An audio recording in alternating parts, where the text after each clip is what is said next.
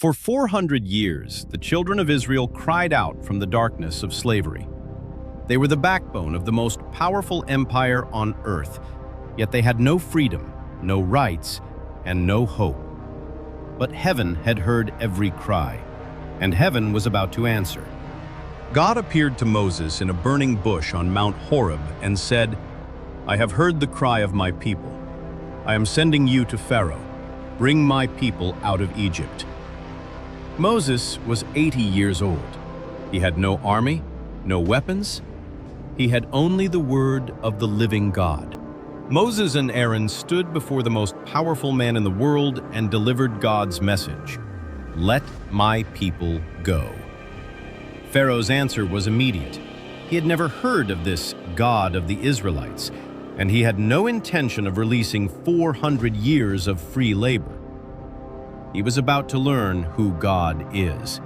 Aaron raised his staff over the Nile, and the mighty river turned to blood. Every stream, every canal, every pool in Egypt ran red. The fish died. The river stank. For 7 days, Egypt's greatest source of life became a river of death. But Pharaoh hardened his heart. Frogs swarmed out of the Nile by the millions, into homes, into beds, into the palace of Pharaoh himself. When they died, the whole land reeked of rot. Then, from the very dust of Egypt came clouds of gnats, biting, swarming, inescapable. Even Pharaoh's own magicians fell to their knees and said, "This is the finger of God." Swarms of flies descended on every Egyptian home, but not one fly entered the land of Goshen where Israel lived. Then every animal belonging to Egypt died in the fields. Not one Israelite animal was lost. God drew a line between his people and Egypt that no plague would cross. Painful boils broke out on every Egyptian. Even Pharaoh's own magicians could not stand before Moses. Then fire and hail rained from the sky, the worst storm in Egypt's history.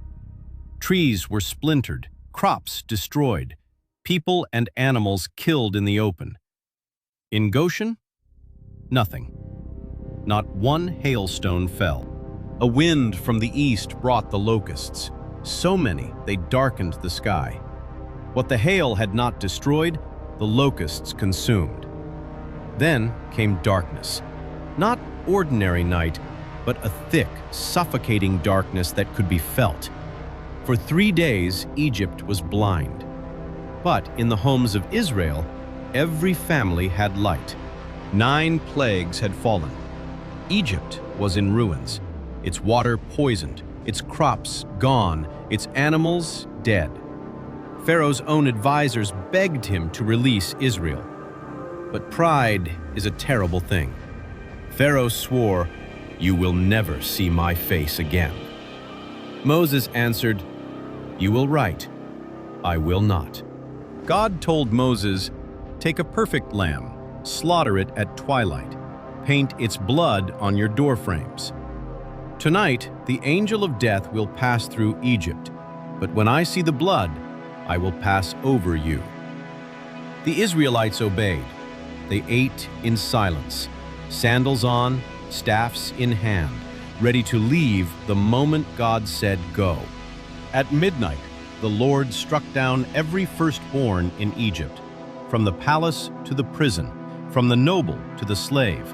Death visited every Egyptian home where there was no blood on the door. And a loud wailing was heard throughout Egypt. There was not a house without someone dead.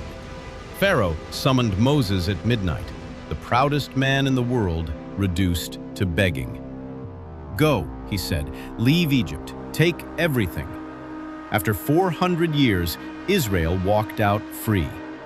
They left so quickly there was no time for the bread to rise. 600,000 men, plus women and children, walking into the desert toward their destiny.